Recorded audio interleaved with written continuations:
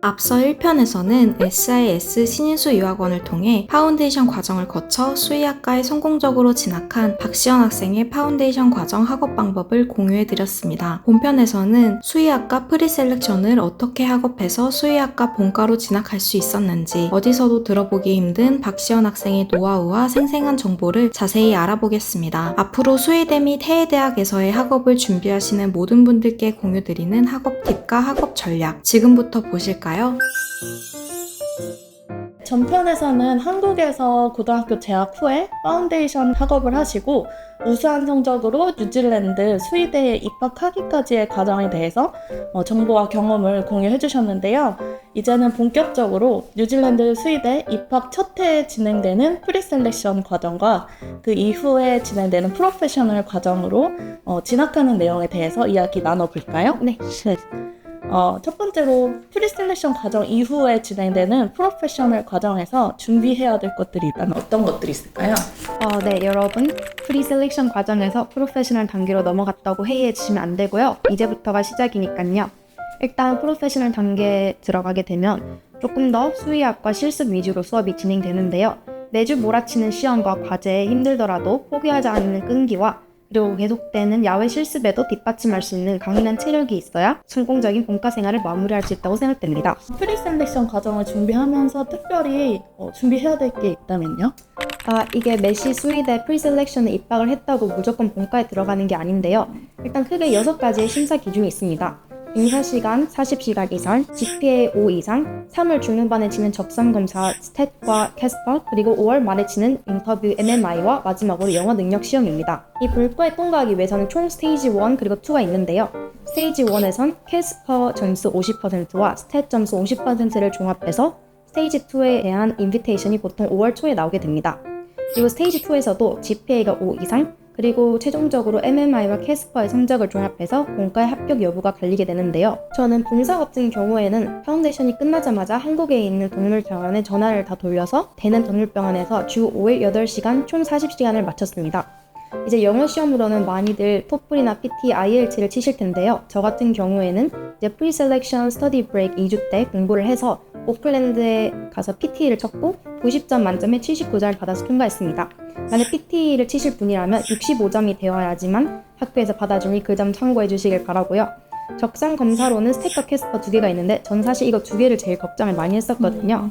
스탯은 영어 단어 뜻, 독해 지문 그리고 통계나 창의 사고력 문제들을 정해진 시간 안에 풀고 OMR로 제출하는 시험인데요. 이게 정해진 정말 정답이 없기 때문에 짧은 시간 안에 얼마나 많이 풀었는지를 평가하고 저는 이 시험을 정말 학기 초부터 친구들과 스터디를 만들어서 공부했던 것 같습니다. 캐스퍼는 1년에 한 번씩 치는 인터뷰입니다. 저는 3월 20일에 이 시험을 쳤는데요. 여러 가지 딜레마적인 상황들을 주고 본인이 1분이라는 시간 동안 스피킹을 하거나 타이핑을 하는 인터뷰 방식인데요. 저는 인터넷에 되게 많은 캐스퍼 문제 예시들이 있기 때문에 이것들을 보고 모범 답변을 훑어보고 난 다음에 제일 좋은 형식을 찾아서 그에 걸맞게 공부를 했던 것 같습니다. 많은 친구들이 1분 안에 정확히 대답을 못하거나 말하다 끊기거나 긴장해서 같은 말을 반복하거나 이러면 어떡하지에 대해 많은 걱정을 하실 텐데요. 저는 1분 안에 그렇게 말을 하다가 끊길지라도 자신이 소신대로 계속 말을 하는 것이 정말 중요하고 이게 실제로도 제가 점수를 좋게 받을 수 있던 거에 많은 영향을 줬던 것 같습니다. 이 캐스퍼에서는 중요 키워드들을 각 문제마다 반복해서 말하는 게 되게 중요한데요. 예를 들어서 친구들 사이에 갈등이 있을 때 이것을 해결하기 위해서는 low pressure environment에서 non-judgmental stance로 private conversation을 나눈다. 이런 식으로 모든 사람들의 상황에 공감을 표현하고 상대방의 의견이 나와 다를지라도 리스펙한다 이런 식으로 자신의 중요 가치의 키워드를 준비해서 적재적소에 쓰이는 게 중요하다고 생각합니다. 또한 MMI는 이제 5월 말에 치는 그런 인터뷰 시험인데요. 제가 가장 준비를 많이 하고 오래 준비한 인터뷰였습니다. MMI는 총 1시간 정도이며 제가 8개의 스테이션을 각각 돌면서 주어진 질문에 대한 답변을 5분에서 6분 정도 얘기하는 인터뷰인데요. 인터뷰 분위기는 심사위원마다 다르지만 정말 편안하게 맞장구 쳐주시는 분도 있고 한 번도 호응을 안 해주시는 심사위원분들도 계시니 그런 것에 너무 염려치 마시고 자신이 있는 그대로 말씀을 하시면 될 것 같습니다. 보통 MMI에서 주는 문제는 수의대 플레이스먼트, 농장, 동물병원에서 일할 때 일어나는 그런 딜레마적인 상황을 예시로 주어주는데요. 그러면은 종이 치면 2분 동안 문제를 읽고 메모를 하고 또다시 종이 치면 나머지 5분 동안 심사위원 앞에서 각 인물들의 상황과 프로블em, 그리고 자신이 그 상황이면 어떻게 대처할 것인지에 대해서 이렇게 말을 하는 것인데요. 자신의 본인의 소신을 뽐내고 개성을 표현하는 것도 좋지만 가장 중요한 것은 기본적인 사회 통념과 상식선에서 벗어나지 않은 선에서 모든 등장인물들의 상황을 고려해 가장 최선의 해결책을 찾는 것이 중요하다고 생각합니다. 또한 동물의 복지를 우선시함으로써 수의사로서 어떤 가치가 제일 중요한지 그걸 먼저 고려하고 강조하는 것이, 그리고 해결 방안이나 선택지를 하나만 제시하는 것이 아니라 이렇게 일어날 수 있는 모든 상황마다 각각의 프로블럼 솔빙 방안을 제시하는 게 저에게는 점수를 잘 받을 수 있던 요인이었던 것 같습니다. 이런 인터뷰 같은 경우는 사실 혼자서 연습하기에는 매우 힘든데요. 인터넷 자료로도 한계가 있고 혼자 공부하다 보면 힘들 수도 있으니까 저는 주변 친구들과 같이 연습하거나 이미 합격한 선배님들한테 부탁을 드려서 속상 과외를 받았던 기억이 있습니다. GPA는 다른 것들과 다르게 이렇게 한 번 치고 마는 것이 아니라 계속해서 관리해줘야 하는 것이기 때문에 한 번이라도 소홀히 할 수 없는 것이었는데요. 이게 파운데이션에서 미리 배운 과목들 덕분에 예과 공부는 배운 걸 복습하고 또 랩 출석을 성실히 하고 복습을 하기만 해도 잘 나왔던 것 같습니다. 주의해야 될 점은 성적은 도메스틱과 인터내셔널 학생들을 다 합한 사람들 사이에서 나온 점수지만 실제 이제 본과 입시에 들어가는 점수는 인터내셔널 학생들 사이에서만 나온 성적이 반영되기 때문에 그 점 참고해 주시면 좋겠습니다. 굉장히 좋은 꿀팁이네요. 파운데이션을 굉장히 우수한 성적으로 마치고 이제 대학을 수의학과로 진학을 하게 되셨는데요. 특별히 뉴질랜드 수의대로 진학을 결정하시게 된 이유가 있을까요? 일단 먼저 저도 유학을 준비하면서 메시 수의대에 대한 정보를 찾아보았고 세계권에서도 30여 안 드는 인정받는 대학이라는 점과 한국과 다르게 펼쳐진 이렇게 아름다운 자연 속에서 농장 실습을 다니면서 소동물뿐만 아니라 대동물까지 볼 수 있다는 점이 가장 매력적이었습니다. 실제로도 제가 이제 1학년을 다니면서 알파카, 돼지, 말, 양, 소 등 제가 한국에서는 쉽게 볼 수 없다 그런 동물들을 통해서 많은 것을 배울 수 있던 경험이었습니다. 그러면 뉴질랜드 수의대 입학할 때 경쟁률은 조금 어떠셨어요? Domestic Students와 International Students는 이제 다른 경쟁과 선발 기준을 거치는데요. 그렇기 때문에 유학생들은 유학생들끼리만 경쟁을 합니다.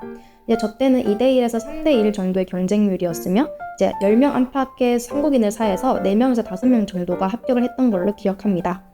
팁이 있다면 유학생들끼리 경쟁이라고 정보를 나눠주지 않고 혼자서 끙끙 앓으며 공부하는 것보단 저같이 다 같이 스터디를 통해서 팁을 공유하고 입시 정보를 나누는 게 더 이득이라고 생각합니다. 그러면 수의학과 예과 때는 어떤 과목들을 좀 들으셨어요? 처음에 예과에 들어갔을 때는 총 4개의 과목을 신청했었는데요. 각 과목마다 2주에 한 번씩 이 3시간의 랩을 의무적으로 가게 되었습니다. 실제로도 이 랩 테스트와 출석률이 성적에도 되게 많은 비율을 차지하기 때문에 절대 소홀히 할 수 없는 부분이었는데요. 과목을 말씀드리자면 이제 첫 번째로 Animals and Environment라고 수업 한 번에 되게 진도도 확 나가고 무엇보다도 외울 게 많은 그런 과목이 있었습니다. 하지만 반대로 말하면 다 외우기만 하면 되게 점수가 잘 나오는 과목이었어서요. 랩 테스트 또한 30%나 들어갈 정도로 되게 중요하기 때문에 이 과목은 정말 잘 외우고 랩만 성실히 출석해도 점수가 잘 나오는 과목이라고 생각합니다. 두 번째로 제가 들었던 과목은 Chemistry for Biological Systems인데요. 제가 예과 때 힌트를 했던 과목 중 하나인데 총 3번의 유닛 테스트가 있고 저는 이제 선생님과 직접적으로 소통하고 피드백을 받을 수 있는 워크숍에 가장 큰 도움을 받았습니다. 그리고 운이 좋게도 제 동기 중에 이렇게 화학을 전공했던 친구가 있어서 같이 공부를 하면서 성적을 올렸으니 이제 여러분들도 어려운 과목이 생기면 혼자서 힘들어하기보단 적극적으로 잘하는 친구들을 찾아서 같이 공부하자고 물어보면 그 친구들도 흔쾌히 스터디를 해주실 거라고 생각합니다. 마지막 과목은 Biophysical Principle인데요. 파운데이션 당시 과외를 했던 게 많이 도움이 되었고 이 과목은 또한 랩 어사인먼트가 2개 있는데 이게 자료 조사만 확실히 하면 에세이 쓰는 데는 문제가 없다고 생각합니다. 저한테는 이렇게 교과서를 사서 문제를 풀어보고 선생님이 내신 프린트물은 다 풀어두면서 강의는 다 갔던 게 가장 도움이 됐던 것 같습니다. 이 예과에서도 수업은 자율제라서 정말 가지 않은 학생들이 제 주위에도 되게 많았는데요. 하지만 저는 작은 부분일지라도 선생님이 수업 시간에 짚어주는 포인트나 이런 중요 팁들을 직접 듣는 게 가장 중요하다고 생각했고 실제로도 수업을 되게 성실히 나가서 선생님이 주신 팁이나 중요 포인트는 메모하면서 수업을 들었습니다. 그럼 본과 때는 공부를 어떻게 하셨어요? 본과 때의 과목은 예과 때와는 비슷하지만 조금 더 동물들에 접목시켜서 수의학에 더 가까워진 공부였습니다. 이 과목은 총 3개, Veterinary Biochemistry, Animal Behavior and Welfare for Veterinary Science, Fundamentals of Veterinary Structure and Function, 그리고 이틀에 걸쳐서 하는 Farm Practical Work이었습니다. 제가 제일 중점에 뒀던 공부는 바로 Fundamentals인데요. 이 과목은 이 큐라클라우드라는 온라인 사이트에서 주로 공부를 하게 되는데 동물의 세포에서 생식계, 순환계, 배뇨계 등 기본 수학을 배우는 단계입니다. 이제 저희는 이 과목을 매주 치는 시험으로 성적이 나왔는데요.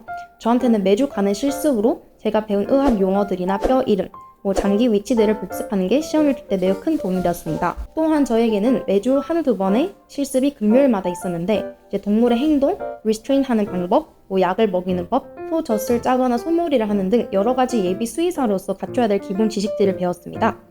저한테는 평소에 보지 못한 사슴이나 알파카 등 그런 큰 대동물들을 실제로 보고 제가 생각으로만 했던 약 처방이나 제압시키기 등을 재밌게 했던 기억이 있어서 정말 유익한 시간이었습니다. 재밌었겠네요. 그럼 마지막으로 뉴질랜드 유학생들이 꼭 알아야 될 팁이 있다면 어떤 게 있을까요? 지금 만약에 제 인터뷰를 보고 계신다면 이 뉴질랜드 유학이 궁금해서 오신 분들이 대부분일 텐데요. 많이 불안하고 또 잘 안 되면 어떡하지 이런 고민들이 많으실 거라 생각합니다. 저도 처음에는 한국 친구들과 다른 길에서 이렇게 새 출발을 하는 게 맞나 싶기도 하고 후회하면 어떡하지 이렇게 생각을 했었는데 현재로선 제 인생 가장 최고의 선택이었던 것 같습니다. 제가 원하던 스웨덴에 진학을 했고 공부를 하고 있는 것뿐만이 아니라 한국이 아닌 다른 넓은 세상에서 여러 가지 나라의 문화와 새로운 사람들에게 많은 경험들을 배운 게 제가 앞으로 살아가면서 정말 값지지 않을까 생각합니다. 그래서 정말 최선을 다할 각오만 되어 있다면 뉴질랜드 유학 어떤 것보다 좋은 인생을 바꿀 선택이 아닐까? 그렇게 생각하며 인터뷰를 마치겠습니다. 한국과 뉴질랜드에서 도움 주신 모든 SIS 분들과 특히 원장님께서 틈틈이 주신 조언과 용기 그리고 응원은 저에게 정말 많은 도움이 되었거든요. 그래서 원장님 다시 한번 정말 감사드립니다. 그리고 유학을 고려하시는 분들께 SIS 신인수 유학원을 강력히 추천드립니다. 감사합니다. 이렇게 생생한 정보와 소중한 경험담을 공유해 주셔서 너무너무 감사드리고 오늘 저희가 얘기 나눴던 것들이 유학을 고려하고 있는 많은 학생분들에게 정말 큰 도움이 됐을 거라고 생각이 듭니다. 다시 한번 저희 모두 시연님의 성공담을 축하드리고요. 앞으로도 저희 다 같이 응원하겠습니다. 감사합니다. 메시 대학은 매년 SIS 신인수 유학원과 함께 한국에서 진행되는 유학 박람회에 함께 참석하여 여러분을 직접 만나 뵙고 있습니다.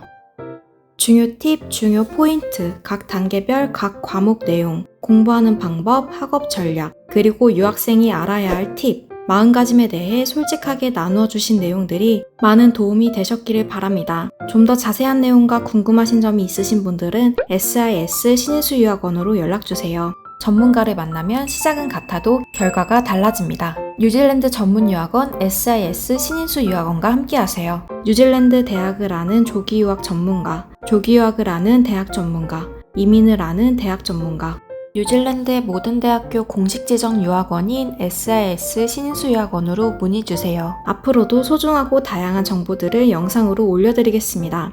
구독과 좋아요,